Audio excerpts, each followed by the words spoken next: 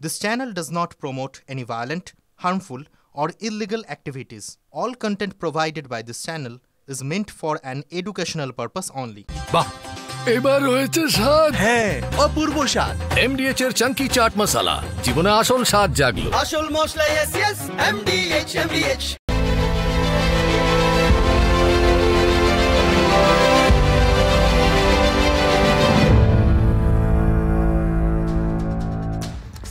Special খবর নিয়ে আমি আপনাদের সঙ্গে ঠোটকাটা। প্রথমেই দেখে নিন টপ 10 ব্রেকিং। মধ্যমগ্রামে হাই স্কুলের সামনে বোমা বিস্ফোরণ, নিহত 1। মাঝরাতে মধ্যমগ্রামে আইইডি বিস্ফোরণ। এই বিস্ফোরণে মৃত সচ্চিদানন্দের বাড়ি উত্তরপ্রদেশে। সূত্রের খবর, হরিয়ানার কারখানায় কাজ করতেন ওই তরুণ। Breaking number 2।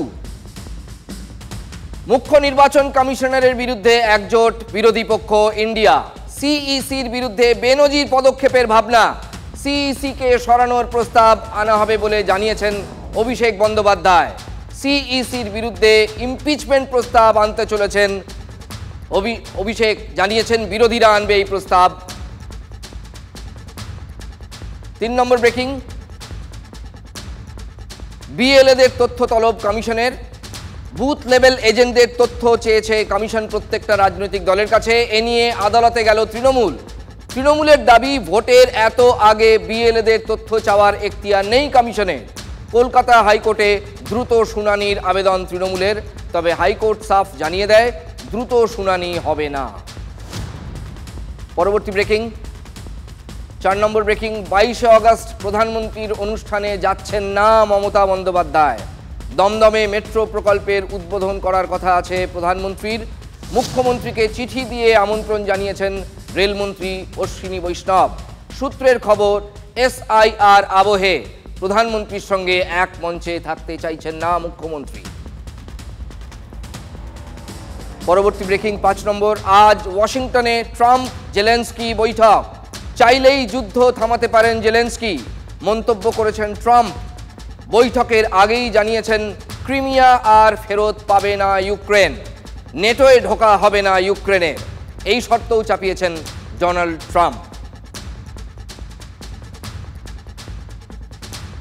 রাশিয়াকে এক চুল জমি ছাড়তে নারাজ ইউক্রেনের প্রেসিডেন্ট জেলেনস্কি। 3 বছরের যুদ্ধ থামাতে পারবেন ট্রাম্প? এই বৈঠকের দিকে গোটা বিশ্বের নজর।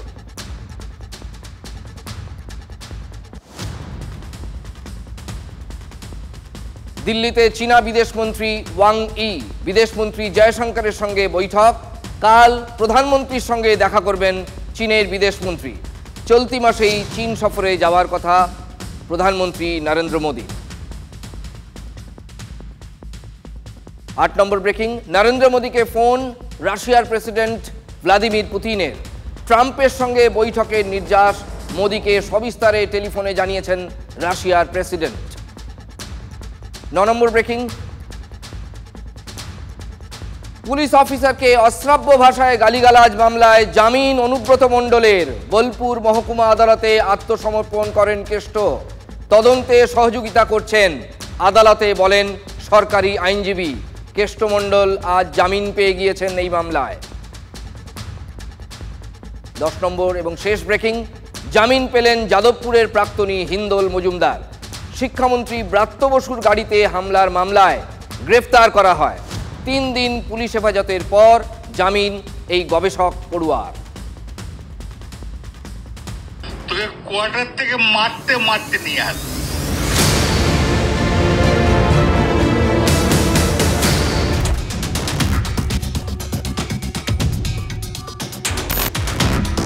আমি অনুব্রত মণ্ডল বলছি, তোর বউ দারুণ দেখতে, আমাকে যে নিয়ে এসছে এটা।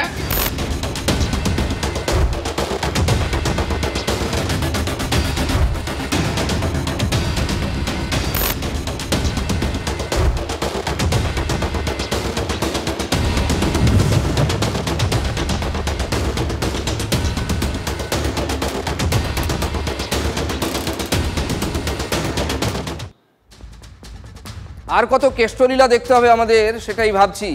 বীরভূমের বাঘ মানে অনুব্রত মণ্ডলের কথা বলছি। ছবি দেখে এতক্ষণ নিশ্চয়ই বুঝে গিয়েছেন। তিনি দিব্য জামিন পেয়ে গেলেন।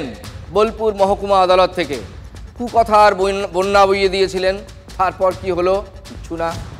পুলিশকে যা নয় তাই বলেছিলেন। কি হলো?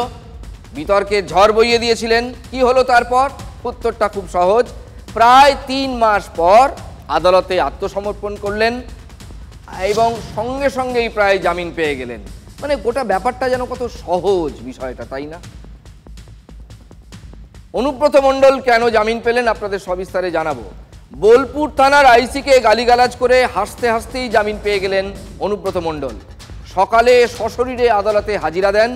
দুপুর গড়াতে না গড়াতেই জানা যায় জামিন হয়ে গেছে, তার কোনো সমস্যাই হয়নি।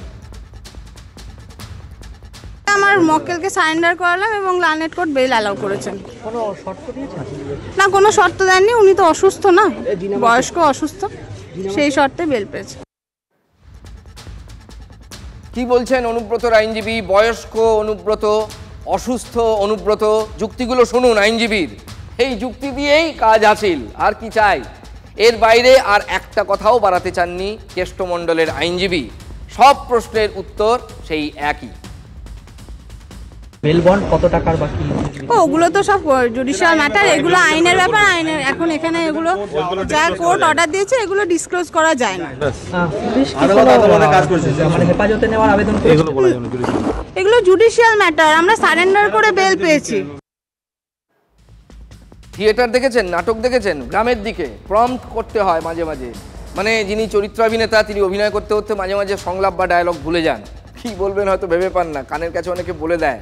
ওই বোঝা যায় আড়ালে, আড়ালটা থাকে পর্দার, সেখান থেকে একজন বলে দেয়। এখানেও দেখলাম আরেক আইনজীবী তাকে বলে দিচ্ছেন ম্যাডামকে। কি মুশকিল বলুন তো। আইনজীবী ম্যাডামকে পিছন থেকে আরেক আইনজীবী লাইনটা ধরিয়ে দিচ্ছেন যে কোন লাইনে কথাটা বলতে হবে, কি বলতে হবে। আর পাখি পড়ার মতো তিনিও সেটাই বলে চলেছেন। সমস্তটা বিচারাধীন বিষয়। কত বেল বন্ড সেটাও নাকি বিচারাধীন বিষয়।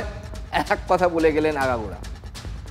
ওদিকে পুলিশ নাকি আদালতে ইতিমধ্যেই জানিয়ে দিয়েছে, মানে এই মামলায়, যে এই মামলায় তদন্তে সব রকম সহযোগিতা করছেন অনুব্রত মণ্ডল। কি সহযোগিতা কেমন? যখন ডাক পড়েছে তখন হাজিরা দিয়েছেন, প্রশ্নের মুখোমুখি দাঁড়িয়ে উত্তর দিয়েছেন, এতেই পুলিশ সন্তুষ্ট। সেই পুলিশ যাদের কেষ্ট কি যা নয় তাই বলেছিলেন। দেখুন, একজন পুলিশকর্মী বা একজন পুলিশ অফিসার তার মা বউ টেনে গালিগালাজ দেওয়া মানে তো গোটা কমিউনিটিকে বলা, তাই তো? গত 29শে মে বোলপুর থানার আইসি লিটন হালদারকে ফোনে অকথ্য মানে অশ্রাব্য ভাষায় গালিগালাজ করার অভিযোগ উঠেছিল অনুব্রতর বিরুদ্ধে। এবং কোনো ডক্টর অডিও নয়, এমন নয় যে সেটা তার গলা নয়। তিনি সেটা মেনেও নিয়েছিলেন। দল ক্ষমা চাইতে বলেছিল, তিনি ক্ষমাও চেয়েছিলেন। কিন্তু ইম্প্যাক্টটা কী হলো, তার লাভ ফলটা কী হলো, মানুষ কি দেখলো? বার দুয়েক হাজিরা এড়ানোর পর বোলপুর এসডিপিও অফিসে হাজিরা দিয়েছিলেন তিনি। পুলিশের কাছে সেটাই কি তাহলে যথেষ্ট? তদন্ত এগোচ্ছে, কিন্তু কোন পথে? ওই যে একটা কথা আছে, আইনের পথে চলে। পাবেন তো, মাথায় অক্সিজেন কম যায়। পিসির ভাই 18 জন সিকিউরিটি দিয়েছে, এসআরডি এর চেয়ারম্যান, উনি পাবেন না তো কে যাবেন? পাবেন ধর্ষকদের নেত্রীকে, মমতা ছাড়া আবার। তৃণমূলের লোক হলে 7 খুন মাপ। পুলিশকে যে ভাষায় যে কুকথা বলেছে, তারপরে পুলিশ চুপ, পুলিশের পরিবার চুপ, পুলিশের মন্ত্রক চুপ, সবাই চুপ। আজ এতদিন পর শেষ পেশটাকে লুকিয়ে চুরিয়ে গিয়ে কিছু একটা কি জামিন ঠামিন নিয়ে এসছে। ভাবা যায় অপরাধীদের পাশে সরকার, এবং যত গালাগালি করবে, বেআইনি কাজ করবে, তত বড় তৃণমূলের নেতা। জামিন পেয়ে নিশ্চিন্তে এরপর বিকেলেই পার্টি অফিসে পৌঁছে গেলেন অনুব্রত মণ্ডল। তৃণমূল কংগ্রেসের বীরভূম জেলার কোর কমিটির বৈঠকও করলেন দিব্যি। তিনিই তো আহ্বায়ক। এই তো তার প্রমোশন হয়েছে কিছুদিন আগে। দলের শীর্ষ নেতৃত্ব তাকে আহ্বায়ক পদে বসিয়েছে দলের যে কোর কমিটি জেলায়। তিনি মধ্যমণি বলে কথা। ফলে অনুব্রত মণ্ডলের ডাকে কোর কমিটির বৈঠক হলো বোলপুরে তৃণমূল কংগ্রেস কার্যালয়ে। কাজল শেখ সহ কোর কমিটির অন্যান্য সদস্যরা হাজির। ভোট সহ কত কিছু রয়েছে আলোচনার টেবিলে। সব কেষ্ট সামলালেন ঠিক আগের মতোই, একেবারে দাপুটে মেজাজে। অথচ একটা সময়ে এই আইসিকে কুকথা কাণ্ডের পর বেশ কোণঠাসা হয়ে পড়েছিলেন অনুব্রত মণ্ডল জেলায়। দেখে মনে হচ্ছিল অ্যাপারেন্টলি দলের শীর্ষ নেতৃত্বের নির্দেশে তাকে ক্ষমা চাইতে হয়েছিল। 21শে জুলাই তৃণমূলের ধর্মতলার সমাবেশে গিয়েও তেমন পাত্তা তিনি পাননি বলে খবর হয়েছিল। কিন্তু ছবিটা বদলে গেছে মুখ্যমন্ত্রী মমতা বন্দ্যোপাধ্যায়ের একেবারে সাম্প্রতিক হালেই এই বীরভূম সফরের পর। সেখানে অনুব্রতর সঙ্গে একান্তে কথাও হয়েছিল তার। এই সফরের পরই কিন্তু অনুব্রতকে কোর কমিটির আহ্বায়ক পদে বসিয়ে দেওয়া হয়। আবার তিনি এখন ফুল ফর্মে 26-এর আগে তার প্রাসঙ্গিকতা বাড়ছে, মানে জেলার রাজনীতিতে। প্রশ্ন উঠছে, পুলিশও কি এই আবহে তাহলে ভুলে গেল সেই কুকথা প্রসঙ্গ? কেষ্টর গালিগালাজের বিষয়টি অপ্রাসঙ্গিক হয়ে গেল?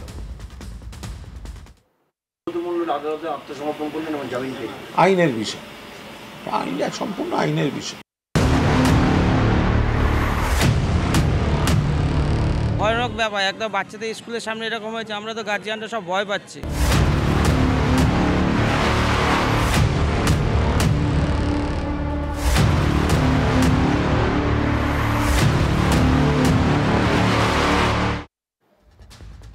বাংলায় কি খুব বড় সড়ো নাশকতার চক্রান্ত? কলকাতা আদৌ নিরাপদ নয়? মহানগরীর নাকের ডগায় মধ্যমগ্রাম, জানেন তো মধ্যমগ্রাম, হয়তো আপনাকেও 5 কাজে মধ্যমগ্রাম মাঝে মাঝে যেতেই হয়েছে। এই যে মধ্যমগ্রাম বারাসাত যাওয়ার পথে একেবারে কলকাতা থেকে 20 কিলোমিটার, সেখানে মধ্যরাতে বিস্ফোরণে এক ব্যক্তির মৃত্যু হয়েছে। কিন্তু বিস্ফোরণটা খবর নয়, কলকাতা থেকে বড়জোর 20 কিলোমিটার দূরত্ব মধ্যমগ্রামের যার মৃত্যু হয়েছে, পুলিশের দাবি অনুযায়ী তার ব্যাগেই ছিল বিস্ফোরক।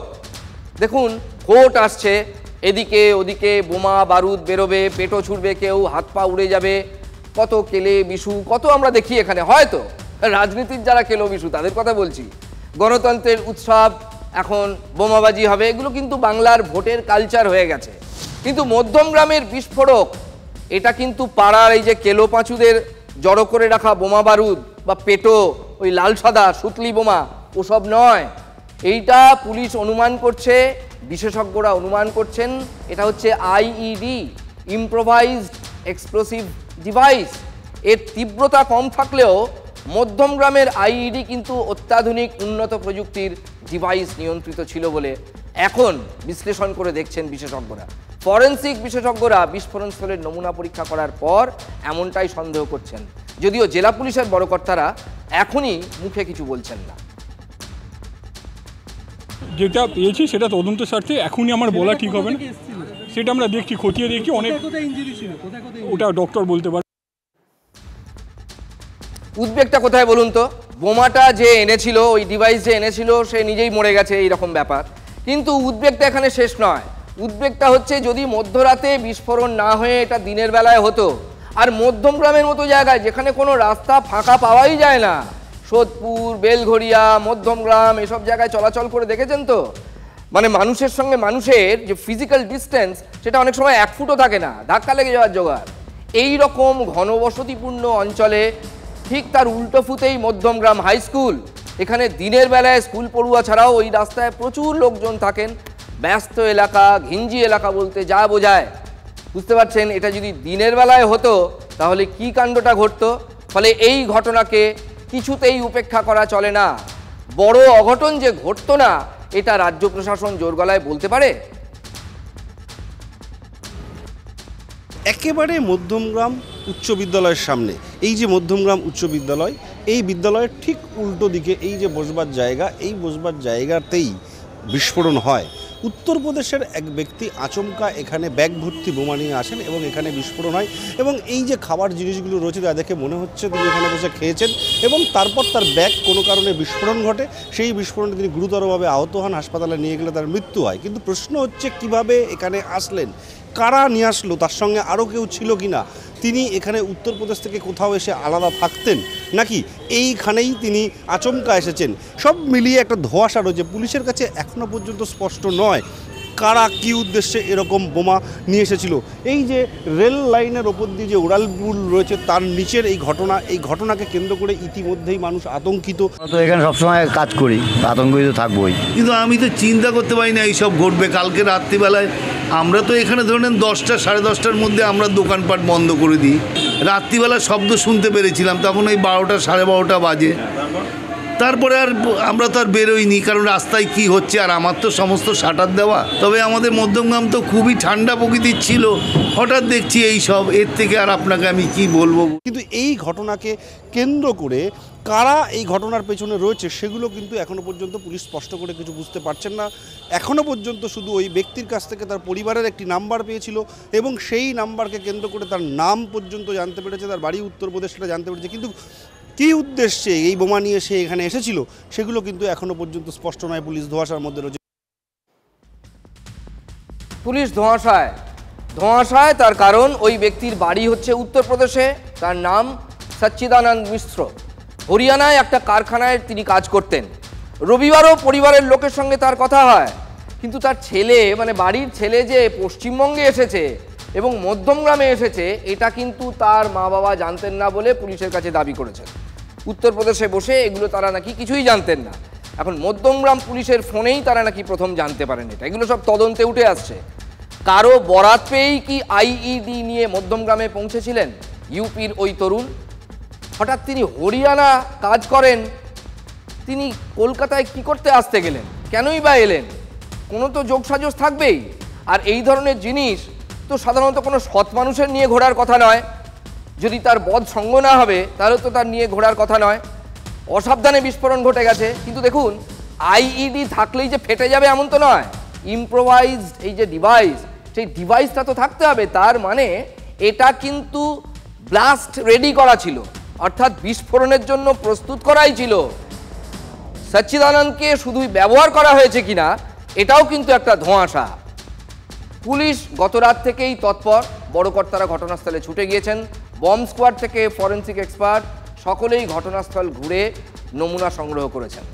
জাতীয় তদন্তকারী সংস্থা এনআইএ এক্সপার্টরা হাসপাতালে যান, এনআইএ তদন্তকারীরা যান। এমন একটা ঘটনায় বিরোধীরা সরব এবং সরব হওয়ারই কথা। রাতে পুলিশ কোথায় থাকে? ভিন রাজ্যের লোক উদ্দেশ্যহীনভাবে বা কোনো উদ্দেশ্য নিয়ে ওই মধ্যমগ্রাম চত্বরে ঘোরাফেরা করছিল, আরও কিছু মনে হলো না। কোনো পেট্রোল কার তাকে ধরল না। পুলিশের গাফিলতি থাকছেই, এটা বিরোধীরা মনে করছে। রাজীব কুমারের পুলিশ যদি ঘুমায়, যেখানে হাত লাগাবেন খাগড়াগড়ের মতো কাণ্ড থেকে এরা কোনো শিক্ষাই নেয়নি। আমরা কেউ পশ্চিমবঙ্গে সেফ নই। পশ্চিমবঙ্গ এই মুহূর্তে সমস্ত দেশের অপরাধীদের আশ্রয়স্থল হয়ে গেছে। সব থেকে বেশি যদি কোথাও কিছু পাওয়া যায় তার নাম বোমা। যেখানে যাবে সেখানে বোমা। স্কুল, কলেজ, বাড়ি, ঘর, সর্বত্র বোমা। জঙ্গিদের একটা নিরাপদ হাব তৈরি হয়েছে এই বাংলা। দেখবেন আরো কিছুদিন পর হয়তো উগ্রপন্থীরা এসে মিটিং টিটিং করবে। তৃণমূল যেখানে সেখানে বোমা থাকবে, পিস্তল থাকবে, গুলি থাকবে, এটাই বাংলা। দেখুন, রাজনীতির লাইনেই কথা বলে। ক্ষমতায় থাকা দলকে এগুলো শুনতেই হবে। মন্ত্রী রথীন ঘোষ অভিযোগ, শান্ত মধ্যমগ্রামকে অশান্ত করার চেষ্টা করছে। এটা স্থানীয় নেতা, বিধায়ক এবং মন্ত্রী রথীন ঘোষ দাবি করছেন। উনিও কি এই ঘটনার পেছনে কোনো রাজনৈতিক ষড়যন্ত্র দেখছেন? এই ধরনের ঘটনা মধ্যমগ্রামের মতো শহরে বাঞ্ছনীয় নয়। যাই হোক, এর জন্য আইন যেভাবে চলবে সেইভাবে আইন অনুযায়ী। এটা তো বোঝা যাচ্ছে না, এটা বোঝা যাবে যখন পুলিশ অনুসন্ধান করে বার করবে। এবং আমার মনে হয় যে এটার মধ্যে দিয়ে মধ্যমগ্রামের বাতাবরণকে আবার একটু কোনোভাবে উত্তেজনা তৈরি হচ্ছে, বিশেষ করে স্কুলের সামনে। মধ্যমগ্রামের লোকরা, বাসীরা এতে আতঙ্কিত হওয়ার কোনো কারণ নেই। এটা স্থানীয় পর্যায়ের নয়, কিন্তু অনুসন্ধান চলছে। দেখুন, মন্ত্রীমশাই যাই আশ্বাস দেওয়ার চেষ্টা করুন, যতই ষড়যন্ত্র তত্ত্ব খাড়া করার চেষ্টা করুন, অভিভাবকদের দুশ্চিন্তা যাবে না। আমার আপনার সন্তান যদি ওই মধ্যমগ্রাম হাই স্কুলে, যেখানে কেসটা ঘটেছে মধ্যরাতে, সেখানে যদি পড়তে যায়, আপনি ছাড়তে পারবেন বাচ্চাকে স্কুলে সচেতনভাবে? কাল পারবেন ছাড়তে, পরশু পারবেন ছাড়তে। আমরা নির্বিকার থাকতে পারতাম যদি আমার বাচ্চা ওখানে যেত? পারতাম না। সম্ভব নাকি এটা? এইরকম একটা ঘনবসতিপূর্ণ এলাকায় আইইডি ব্লাস্ট, ভয়ানক ব্যাপার। একদম বাচ্চাদের স্কুলের সামনে এরকম হয়েছে, আমরা তো গার্জিয়ানরা সব ভয় পাচ্ছিল বাচ্চা একটু। তারপরে পরে আবার বললাম ওকে দেখানো উচিত যে ভয়টা বাড়ি থাকলে বেশি পাবে, যে কি হচ্ছে স্পটে নিয়ে যাই। এসে দেখলাম এখানে স্বাভাবিক আছে সব কিছু। জিনিসটা হয়েছে, কিন্তু আমরা তো খুব ভয়তে হয়ে আছি। একটু ভয় লেগেছিল প্রথম দিকে, কিন্তু এখন আর সেরকম কিছুই না। আমাদের ভেতরটা, আমাদের স্কুল গ্রাউন্ড এবং ক্যাম্পাস পুরো নিরাপদ।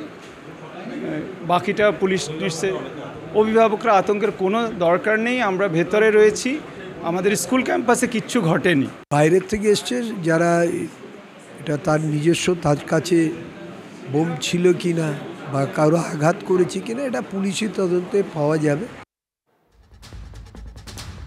এবার একটু আমাদের প্রাক্তন শিক্ষামন্ত্রী পার্থ চট্টোপাধ্যায়ের কথা বলি। দেখুন, পার্থ চট্টোপাধ্যায় একটা সময় জীবনে, বিশেষ করে যখন মন্ত্রী ছিলেন, যা চেয়েছেন, হাতে তালি বাজিয়েছেন, সেটাই পেয়ে গেছেন, তাই না? কিন্তু সেই কবে থেকে একটা জিনিস তিনি লড়ে যাচ্ছেন জেলে বসে, কিছুতেই পাচ্ছেন না। এখন আর যা চান তা পাচ্ছেন না, জেল থেকে মুক্তি, কিন্তু সেটা কিছুতেই হচ্ছে না। নিয়োগ দুর্নীতি মামলায় প্রাক্তন শিক্ষামন্ত্রী পার্থ চট্টোপাধ্যায় সুপ্রিম কোর্টে আজ জামিন পেলেন। ইডির মামলায় আগেই জামিন পেয়েছিলেন পার্থবাবু, এবার জামিন পেলেন সিবিআই এর মামলাতেও। আদালতের নির্দেশে বলা হয়েছে, ইডির মামলায় যে শর্তে পার্থ জামিন পেয়েছিলেন সিবিআই মামলাতেও সেই সব শর্তই থাকছে। তবে এত কিছুর পরও লাভ কিছু হলো না। এসএসসি মামলার গেরো থেকে আপাতত মুক্তি পেলেও প্রাথমিক দুর্নীতি মামলা যে রয়েছে, ফলে জেল থেকে বেরিয়ে আসার পথ কিন্তু বন্ধই। একটা প্রাতিষ্ঠানিক লুট, পার্থ চট্টোপাধ্যায় সেখানে একটা স্ট্রাইকারের ভূমিকায় ছিল, কিন্তু যারা গোলকিপার, যারা ডিফেন্ডার, যারা হাফ লাইনে খেলেছিলেন, তারা কোথায়? বাংলার বিজেপি সভাপতি দুর্নীতিবাজদের টিম গেমের কথা তুলে খোঁচা দিচ্ছেন। দলের বাকি নেতারাও কিন্তু পিছিয়ে নেই, এক একজন এক এক অস্ত্রে শান দিতে ব্যস্ত। এরা যে পাপ করেছে, যে বাংলার শিক্ষা ব্যবস্থাকে একেবারে শেষ করে দেওয়ার যে চক্রান্ত, আমার মনে হয় না এরা কোনো জেলের বাইরে বেরোতে পারবে। জেল খেটেই তারপরে বেরোতে হবে, এবং জনগণের আদালতে এরা সারা জীবনের মতো দোষী সাব্যস্ত হয়েছে। এটা একটা লং প্রসেস, এবং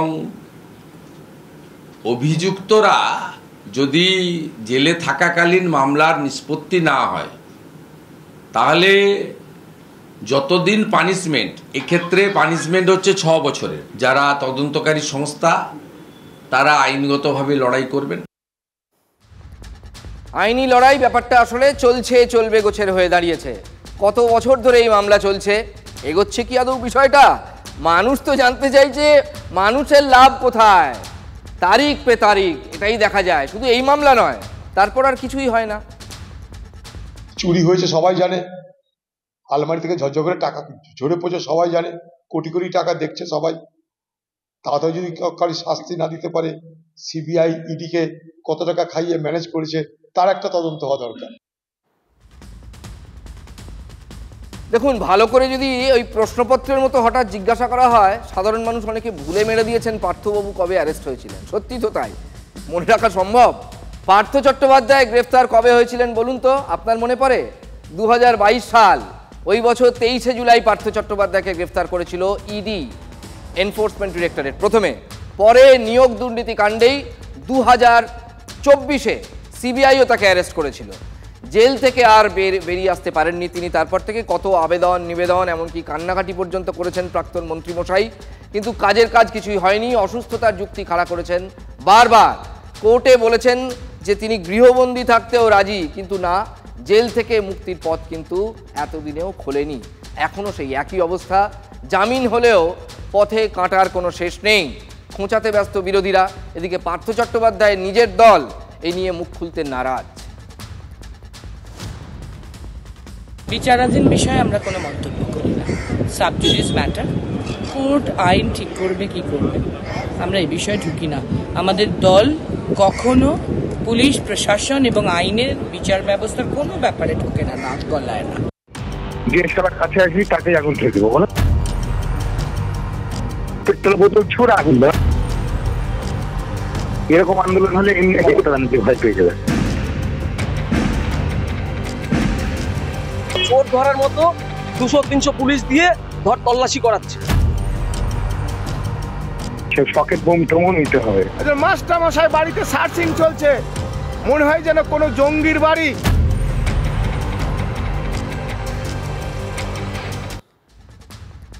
শিক্ষা দুর্নীতিতে পার্থ চট্টোপাধ্যায় জামিন পাচ্ছেন, আর ঠিক সেই দিনই পুলিশ চাকরিহারা শিক্ষককে, অবশ্যই আন্দোলনকারী, তাকে তুলে নিয়ে যাচ্ছে।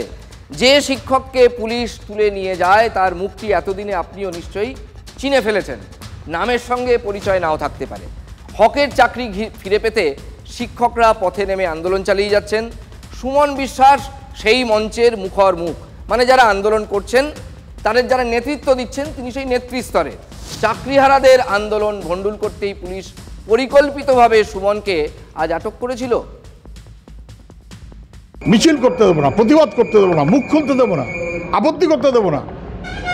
এ করলেই পুলিশ ডান্ডা মারবে, লকআপে নিয়ে যাবে। আমি কথা আওয়াজ তুলেছিলাম, আমাকে গ্রেপ্তার করার জন্য বাড়িতে 200-র উপরে পুলিশ ভোর রাত থেকে সার্চিং করছে, এখনো ঘরে বসে আছে ঘরে। আজকে আমি কি অ্যান্টি সোশ্যাল? আমার বাড়িতে সার্চিং চলছে। জিজ্ঞাসা করলাম স্যার আপনার কি জন্য এসেছেন? আমি প্রথমে ভাবলাম যে হয়তো কোনো কেস ফেস হয়েছে তার চিঠি দিতে এসছে, কিন্তু তা নয়। গেটটা খোলার সঙ্গে সঙ্গে ঢুকে গেল, বাথরুমের কোমর তুলে দেখছে, আলমারি খুলে দেখছে, কোথায় লুকিয়ে রেখেছে, মনে হচ্ছে কোনো একটা ছোট বস্তু তাকে আমরা লুকিয়ে রেখেছি। বলছে সুমন বিশ্বাস আছে? আমি বললাম কোন সুমন বিশ্বাস? তার শিক্ষকের কথা বললো, আমাদের মামা। আমি বললাম হ্যাঁ আমাদের রিলেটিভ হন আর কি, কিন্তু এখানে তো নেই আর কি, বাড়িতে যারা ছিলেন তারা বলেছেন আর কি। এবং যেরকম মানুষ আর কি চোর ডাকাত খুঁজতে আছে সেই রকম আর কি, চকির তলাতে, ঠিক আছে, ঘুলগুলিতে, দরজা খুলে, বাড়ির পেছনে। চোরের মতো, চোর ধরার মতো 200-300 পুলিশ দিয়ে ঘর তল্লাশি করাচ্ছে। না না, কোনো কিচ্ছু দেখায়নি, কোনো কিচ্ছু দেখায়নি। দাদা বলে দিয়েছে যে আন্দোলনের মতো হবে। ভয় পেয়েছে। ভাবা যায় একজন মাস্টারমশাই বাড়িতে সার্চিং চলছে, মনে হয় যেন কোনো জঙ্গির বাড়ি। আমি আলোচনা চেয়েছি, আমি তো কোথাও কাউকে মারধর করার কথা বলিনি, আমি তো বলিনি কোথাও হিংসাত্মক আন্দোলন করার কথা। কোনো রেকর্ড আছে আমার নামে? আন্দোলনে যখন রাজ্য সরকারের মুখ কালো কাপড়ে ঢেকে যাচ্ছে তখন যে কোনো মূল্যে গ্রেপ্তার করে কণ্ঠরোধ করার চেষ্টা করছে। ভোর রাত থেকে অনেক নাটক, এই নিয়ে অনেক তল্লাশির পর আদি সপ্তগ্রাম স্টেশন থেকে শিক্ষক সুমন বিশ্বাসকে আটক করেছিল আজকে বিধাননগর থানার পুলিশ। কিন্তু কেন? সুমন যা দাবি করছেন সেই সব দাবি কি ঠিক? প্রতিবাদের কণ্ঠরোধ? আজ সোমবারই চাকরিহারা শিক্ষকদের এসএসসি ভবন অভিযান ছিল। পুলিশ যদিও দাবি করছে যে এসএসসি ভবন অভিযানে আজ একটা অশান্তির ছক পাকানো ছিল এদের। এক ভাইরাল অডিও সূত্র ধরেই বিধাননগর পুলিশের এই অতি সক্রিয়তা। আমাদের কাছে গোপন সূত্রে এটি খবর আসে, একটি রেকর্ডেড কনভারসেশন আমরা পাই যেখানে দুজনের মধ্যে একটি কথোপকথন আছে। এই দুজনই হচ্ছেন এই অধিকার মঞ্চের সদস্য, এবং সেই যে কথোপকথনটা হয়েছে সেটাতে আমরা বেশ কিছু আপত্তিজনক জিনিস পেয়েছি বা কিছু হিংসাত্মক গতিবিধির কথা সেখানে আমরা পেয়েছি। পুলিশ প্রোটেকশন রাখো, যাই থাকো, কঠিন না করবো ওই ঠিক বলেছে। তুমি যে সালা কাছে আসবি তাকে আগুন ছেড়ে দেবো, বলো? যে সালা মারতে আসবি, যে সালা পেট্রোল বোতল ছুড়ে আগুন। হ্যাঁ, কেউ পালায় আর কেউ পেট্রোল 12 সালাকে, 8 সালাকে, মানে বোতল ছুটতে হবে, লাইটটা ছুটে যে সালাদেরকে একবারে আগুন ধরেছে, সালার দেখা সালাদেরকে। এরকম আন্দোলন হলে এমনি ভয় পেয়ে যাবে। একটা যদি অ্যাক্সিডেন্ট না যাইছে না তাহলে ভয় খাবে না। একটা অ্যাক্সিডেন্ট যদি হয়ে যায় তাহলে সরকার মিলে যাবে। পুলিশ মারতে আসলে ওর মাথায় একটা গ্রাম করে দিব, ওখানে নিয়ে চলবো। মাস সালাকে একবার মেরেই দেবো একটা, বুঝলো তো? সবাই যারা ওইসব সকেট বোম টোমও নিতে হবে, পরীক্ষা সেন্টার 2-1টা নিতে হবে নাকি? 2-1টা সকেট বোম মর হয় অফিসের স্কুলের মধ্যে নাকি? 2-1টা সকেট বোম মশলা দুমদাম করে হয়ে যাবে। তার ভিত্তিতে আমরা একটা কেস রুজু করেছি এবং কেসের তদন্ত শুরু হয়েছে। যে দুজন এই কথোপকথন বলছে তাদেরকে প্রাথমিকভাবে আমরা চিহ্নিত করতে পেরেছি এবং তাদের বিরুদ্ধে যা আইন অনুসার ব্যবস্থা সেটা নেওয়ার প্রক্রিয়া আমরা শুরু করে দিয়েছি। পুলিশ প্রশাসন ভয় পেয়ে আমাদের আন্দোলনকে ভেঙে চুরে তুবড়ে দেওয়ার জন্য এই পরিকল্পনা করছে কিনা সেটা সময় বলবে। আমরা আইনটা মেনেই যাব। পুলিশের এই অতি সক্রিয়তার কারণ যে এই অডিও সেটা বোঝাই যাচ্ছে। আদালতের নিষেধাজ্ঞা না থাকলে আটক না করে পুলিশ সুমন বিশ্বাসকে গ্রেফতারও করতে পারত, যেমন তারা গ্রেফতার করেছিল রেজাউল হককে। মুকুলেশ্বর নামে আরও একজনকেও গ্রেফতার করা হয়, কিন্তু রেজাউলদের লকআপে আটকে রাখা যায়নি। পুলিশের কোনো যুক্তি ধোপে টেকেনি।